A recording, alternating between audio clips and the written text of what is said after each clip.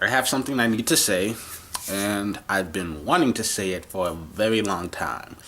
I've held my tongue because it's an opinion that a lot of people will definitely disagree with, and I'm worried that posting this video will immediately result in a shit ton of people just jumping on my fucking back.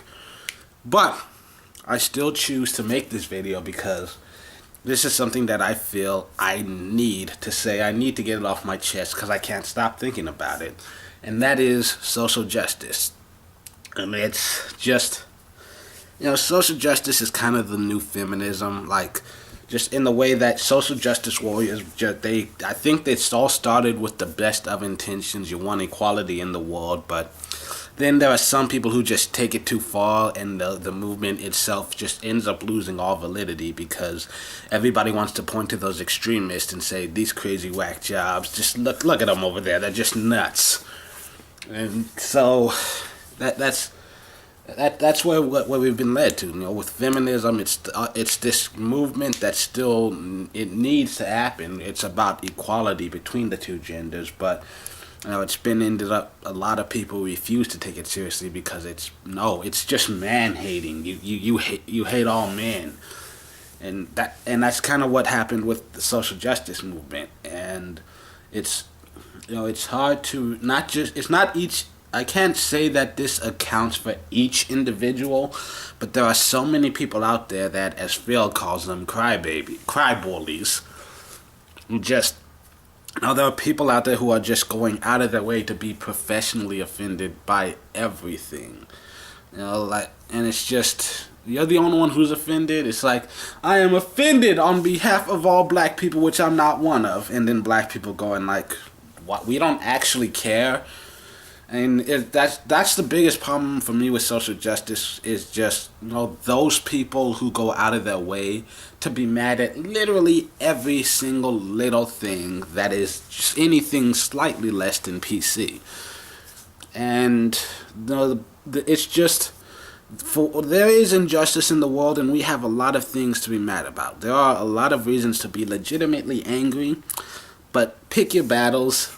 It's hard to take someone seriously when they literally just complain about every single thing that happens to them. And that's just,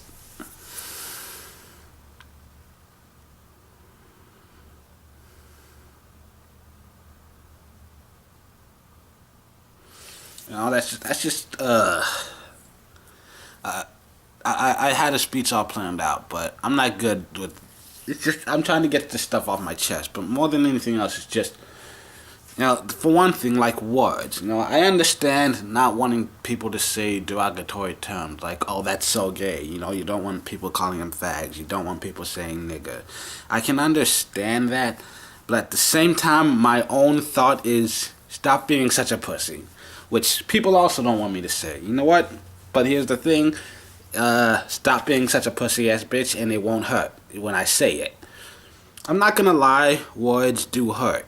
It can affect you in a negative way, but at the same time, I am also, as a writer, of the strong belief that words only have as much power as you choose to give them. And it's not always, it can hurt. It can hurt, and it's not always easy to just let it roll off your back. But you got to remember that you can't let it stop you from living your life.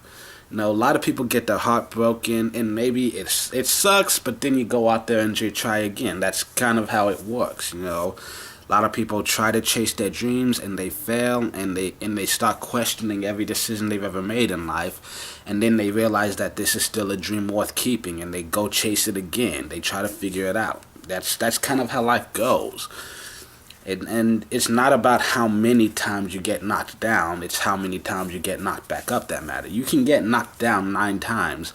As long as you get up 9 times, that's what's really important. That's what decides your life. And I think we live in a world where people are doing everything they can to try and stop other people from knocking them down in the first place so that they don't have to live with pain and regret and stuff. And I think this nation really is growing way too soft in many different ways. For one thing, like I said, you don't let what someone else says completely change how you live your life. And like I said, I understand that it can hurt, but you have two choices. You can either run from it or learn from it and grow stronger. Be a better you. And that's the one thing that I hate when it comes to like the PC culture and safe places and all that other crap bullshit.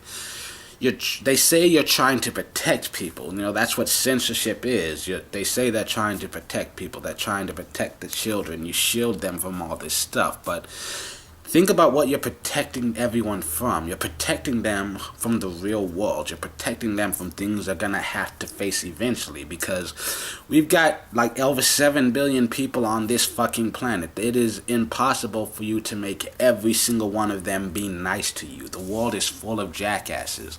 Bullying is wrong, and we should always try to stop it when we see it happening.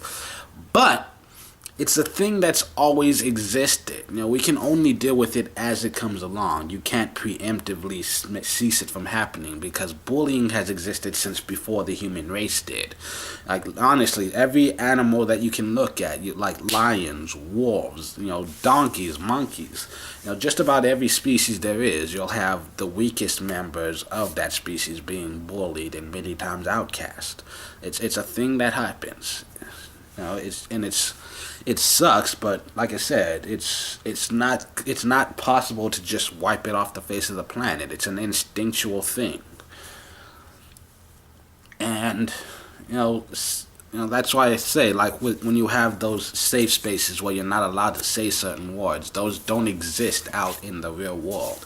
Out in public, you can bump into a random stranger and they'll just start hurling words at you, and you need to learn how to deal with that, how to accept the fact that there are jackasses out there who are just gonna be jackasses because they can. And you need to learn how to be able to cope with that, how to ignore certain people, because there are a lot of people out there who, they're entitled to their opinion, but you're entitled to ignore their opinion. You're entitled to not give a fuck what they think or say, because they don't matter, and in the long run, nothing that they do is actually going to affect your life, and you need to know that. And a lot of people just don't know that. It's like, that's also why I hate, those sports leagues when kids, we don't keep score because that just encourages blah, blah, blah, and it makes them feel bad when they don't win. But you know what? None of those people are going to grow up to be professional athletes, because sports are all about who wins and loses. And I understand a lot of people don't like sports, and you're entitled to not like sports. But the people who do like sports, you should never allow your kids to be in a league where they supposedly don't keep score, because all the kids on the team, they're more than likely keeping score, or the parents in the stand, they're damn well keeping score. And you know what? In the real world, if you want a college scholarship, you better be able to keep score. Because, it's about winning. That's the whole point of sports. There has to be a winner. So, those leagues honestly really just shouldn't exist at all. It's just, I know I'm going on a tangent, and then another thing I want to point out is, I'm just going to go ahead and throw out my opinion on the whole minimum wage thing. Should minimum wage be constantly raised to adjust for inflation? Yes, but just raising the federal minimum wage to $15 isn't going to magically solve everyone's problems. Because two things that I hate with that. First of all, if you're working at McDonald's, you shouldn't be able to feed a family of 4. Honestly, you shouldn't be able to just live comfortably when you luck out into the first job that you get. That's not how life works. I've struggled. I've lived on $700 a month, and it's hard. But I've walked my way up to now I'm making like $1,000 more per month than I did before. And I can live not lavishly, but a little more luxurious than I have before. And I can feel proud of the fact that I earned that. And first of all, if someone else can just, drop out of high school and just grab the first job they get, and suddenly, we're making $15 an hour, which gives me enough money to just afford a house and pay for all 5 of my kids. That's just kind of fucked up and stupid. and you'll have a lot of people, trying to go to unskilled labor.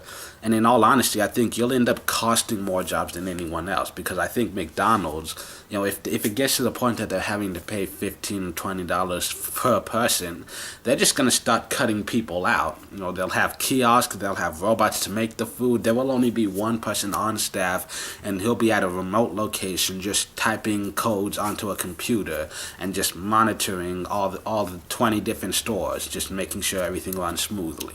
And that'll be the McDonald's entire staff. That's the world that we're headed to. There are a lot of mom and pop stop shops that can't afford to pay their staff that high a rate. Because if the restaurant that I worked at was forced to raise their wages to $15 an hour minimums, like, it would shut down, because we would have to, in order to keep everyone on staff, we'd have to raise the prices drastically, and a lot of our regular customers wouldn't be able to afford it, and they'd have to start cutting people out because they just can't bring customers in. So raising the minimum wage doesn't solve anything. It would help 2 or 3 people, and then the other 20, they're more fucked than they were before, because now they have absolutely no money.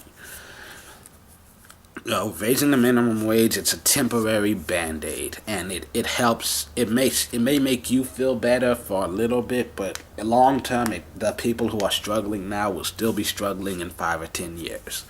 Like, it's like putting a band-aid on a dam with a crack in it. It may seem like it stopped the water, but the shit's gonna hit the fan, and the whole thing's just gonna crumble. And now the whole fucking town is flooded, and you fucked the whole world over. Too many thoughts crammed in my head. I had to get them all out. But I mean, that's the thing. Minimum wage, raising it, should it be raised? Yes. But should we just raise it and then walk away expecting that that's going to solve every problem? No. I think more money should be funneled back into education, and let's teach people valuable things that they can actually learn how to life, like how to interview for a job. Teach them actual skills that they can use in the real world. Like, instead of taking some bullshit economics class where we all learn all these fundamental rules that we're never actually gonna apply to our daily lives, let's teach them a financial literacy class where we teach them about different bank accounts, how to save for your future, how to manage your money, how to make an actual budget, how to take your monthly expenses and spread it out over bills, how to shop smart instead of going and buying this expensive $30 thing. Look, this $12 name brand that was made like 10 miles away, it tastes just the same, and it's healthier for you, and it's half the price.